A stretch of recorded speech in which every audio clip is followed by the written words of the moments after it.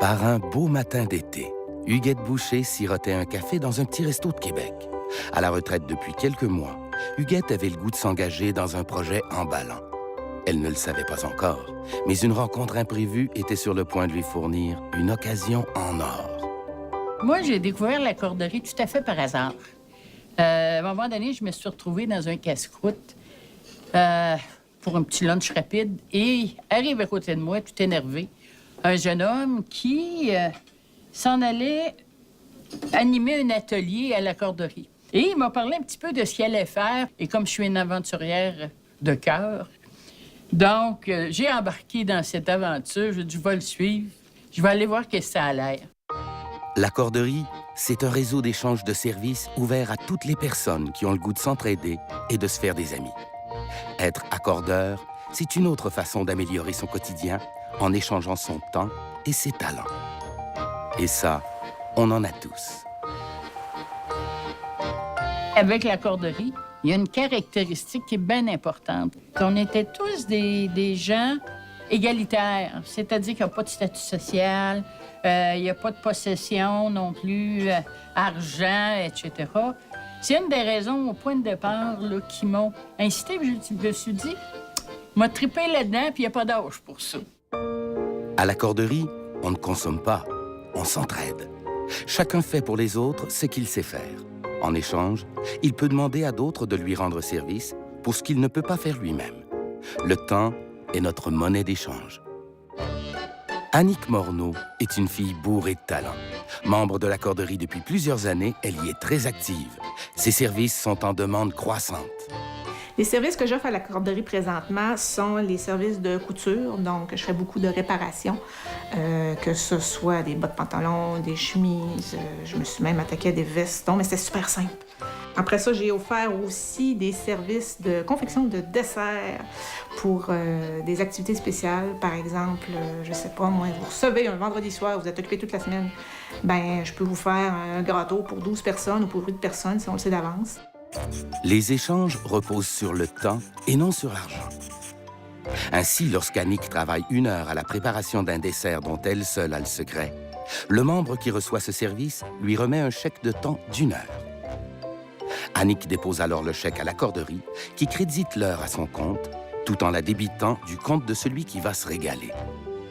Annick peut ensuite échanger cette heure contre le service de son choix au moment qui lui convient et auprès de n'importe quel accordeur.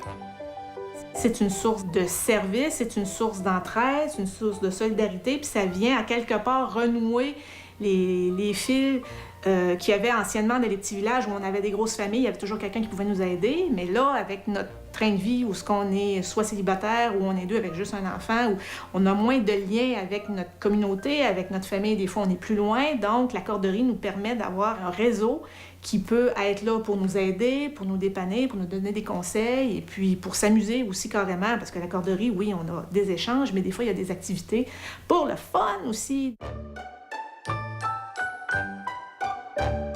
Monique Bilodeau est une passionnée de la vie.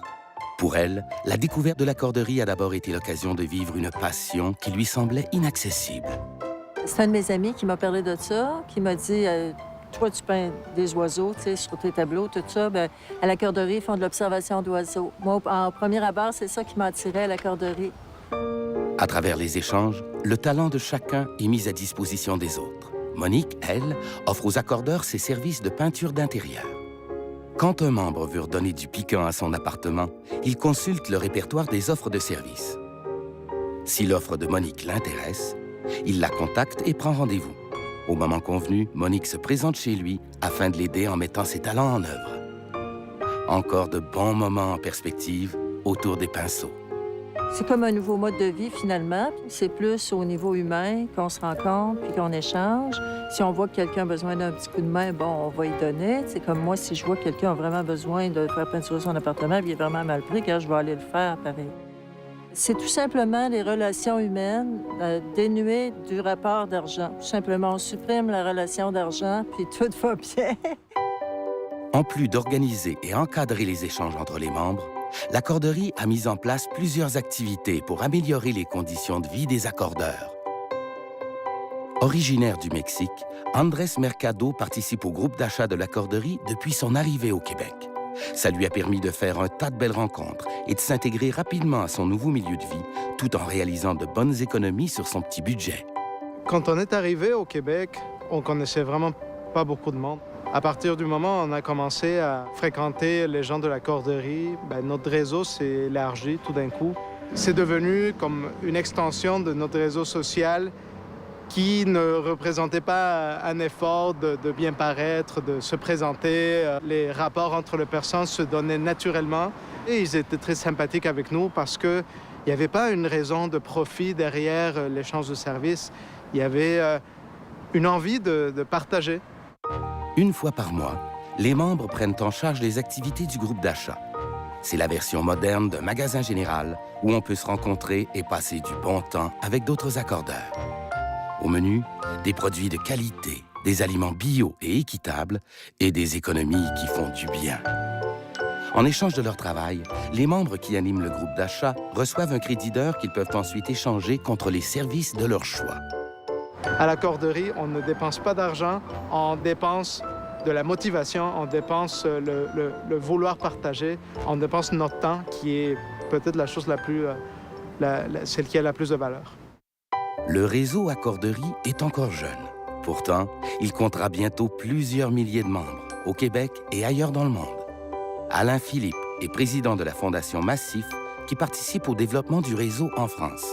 La Fondation Massif a comme objectif de promouvoir l'innovation sociale et lorsque j'ai rencontré la Corderie, les acteurs de la Corderie, je me suis dit que c'était manifestement un projet, un programme, un concept innovant sur le plan social parce que les acteurs de la Corderie s'étaient engagés dans une démarche d'un nouveau type. Le service que rend la Corderie répond à un besoin universel.